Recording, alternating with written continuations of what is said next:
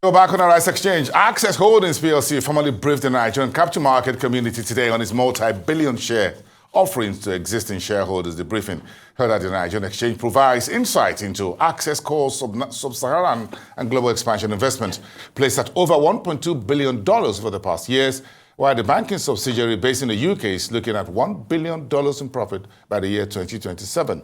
Lanre Buluro is the managing director in charge of capital markets at Chapel Hill, Denham. And he joins me now on the show for further facts behind the Access offer.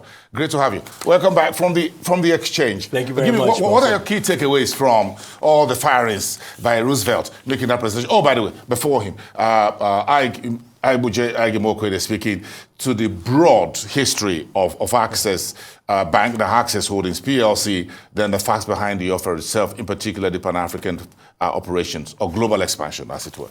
Definitely. Thank you very much. I think the story is very, very clear, and I think Roosevelt Ogbonna did an excellent job articulating the bank's future. Talk a little bit about the past, what's happening, what they've been doing, consolidation.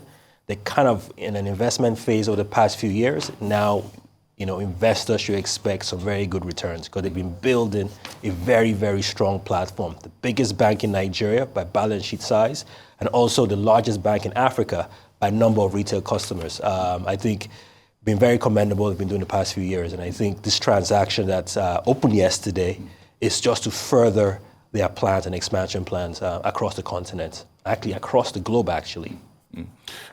Interesting when you sit down and you're briefing the market in terms of what you want to do. So you look at Access Core using the right issue window to raise for capital raising exercise. What's your take on that?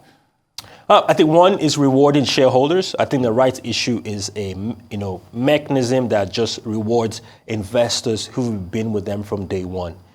Other mechanisms, we're quite familiar with public offers, the opportunities after you've built this platform, over the years with your investor base, other folks will now come in and reap those benefits. But the rights issue gives investors, it's your right. Every investor needs to follow their rights to reap the dividends, and I use that figuratively, the dividends of the investments and all the growth that's been going on in the bank. The story is well told and is well known. At one point, they were like bank number 70. And over a course of, last say over the 2 decades, they are number one. And it's just, the management team, the robust governance within the business, and then the plan is very, very clear. Not only in Nigeria, but they really, really are thinking global.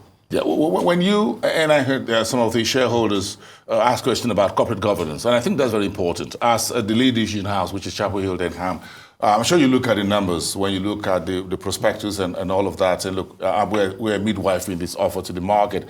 But not just in terms of the numbers, but of course, I'm sure you consider the corporate governance of any institution you handle. No, of course. I mean, they have not lost a step. Was the MD up to, I believe, 2012, 2013. Yes. The late Herbert Wigwe, God bless his soul, took the mantle and they did not lose a step. And over those years, gaining market share, and 2022, they became the number one bank. We lost Mr. Wigwe, early this year. A couple of months ago. And the transition has been very, very, very smooth. And it's one of the things when he was alive, he was very, very emphatic about was just the governance, the continuation, the succession planning. He was MD of the bank when he went to Holdco. He became Holdco.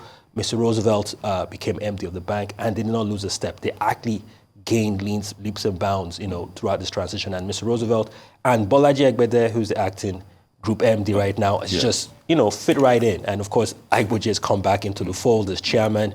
And like I said, the plans and everything that's been in place is working like clockwork. Interesting. How will this rights issue play into the Pan-African growth trajectory of Access Bank and the outlook on investors' return and to shareholders? Listen, we've all seen, heard the news and press releases around what they're doing across the continent.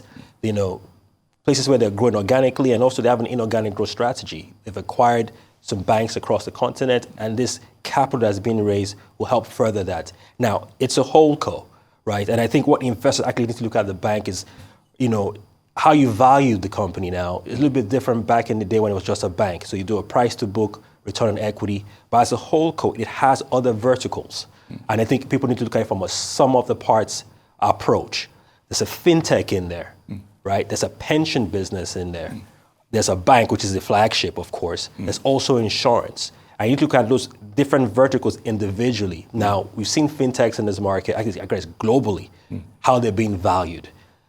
Access Bank, through its fintech, Hydrogen, right, a payment gateway, actually transacts a third of almost every payment transactions in Nigeria. So all the fintechs you're very familiar with, so your Flutterwave, your Paystack, MoneyPoint, Access Bank is their bank. It's a powering. They all Powering work that together. ecosystem. So they have this, so they're not competing, they're cooperating, they are working together with all this, within this whole ecosystem. Look at the pension business. Gradually, quietly, I'm sure it's very public now, they've become the number 2 pension fund operator in the market. From practically zero, when they went into the market, they're number 2. The pension industry, I think one of 2 greatest act of legislation in Nigeria. One was the telco revitalization, back during the Obasanjo era. Also during his era was also the Pension Reform Act, creating the pension industry. I think that sector is so underpenetrated. 20 trillion in assets under management, with only 10 million Nigerians contributing in a country of about almost 100 million working class citizens. So you can see how they're in that sector. So there's still a lot of fire under that place, under under the hood. Yes, Over there. and then they're quietly becoming number 2 in the market. I talked about the fintech. Insurance is also a big vertical for them. They understand, and everything's all this ecosystem that plays, underpinned by the bank, the large 60 million customer base that they have, which I think is a very quite a number of banks will be in the market, but this Sure. is a right issue for Access Bank. 1975 is the price. What's your take on this for investors in terms of outlook? That's what I want us to summarize. So as a rights issue, of course, it's only open to existing shareholders. I think it's a good opportunity for them to, follow their rights. Have that handshake. Correct, have that handshake. There are opportunities also to, to even pick up more in the event some existing shareholders do not pick up the rights. Because the stock is still open on the floor as well. Correct. Well, there's that option also. Yes. But I think for this rights issue, it's 351 billion. Investors need to follow their rights. And I think, we also need to commend the work that's also ongoing at the stock exchange. They've created, a pathway where investors far and wide can actually subscribe to the rights. So you need to fill a paper anymore. Digital also, yes. Also us working with this transaction, you're very familiar with the work we've done in this space in terms of, democratizing investing in Nigeria. We also have a digital platform, which you're very familiar with, Primary Offer. Yes. So any investor across the country, across the globe, just needs to log into Primary Offer and subscribe. Access also, given that it's a bank, it's a fintech, they also have digital platforms. Even existing Access Bank customer, you go onto your Access More app, you're able to subscribe for the offer. Rights, yes, and all these platforms all come together and feeds into the NGX platform, and end to end, in 5 minutes, you should be able to pick up your rights. And then, of course, one of the things we heard today was that they should just make it as quick as possible so that they can take it to the floor, because folks want to take advantage of that, tasking the management to do a whole lot more. So I speak a little bit about the process, right? So you subscribe to your rights. The rights are open yesterday from July 8th. The offer period closes on July 14th. That's the last day investors can subscribe. There is It's going to be July, August, yes. That's August 14th. August. Yes. There is a reconciliation process you have to go through. Oh, yeah. The second allotment process, we are going to try, and this is why we are all enforcing people should go digital. Because the reconciliation is much more faster. I wasn't in the market years ago, but I heard about the horror stories of you don't want to go there. That's a conversation for another day. It took months and months. Certificates. Correct. No, this is all digital now. All that on the CSCS, the SEC, the NGX, and all the advisors. These days. No, it is. The entire ecosystem is digital. So we're quite hopeful that process will be shorter, quicker, and people will have their shares in their depository accounts in due time. Lanre, it's good to have you here. I'm sure it's been a long day for you as well. Nah, we're going to be here keeping an eye on the offers as they come and go in the market. Thank you so much for being part of one of the biggest offers on the market right now. That is Lanre Buluro, Managing Director in charge of capital markets at Chapel Hill, Denham, the leading issuing house to the Access Holdings 17.77 billion rights offer. Wish you all the best.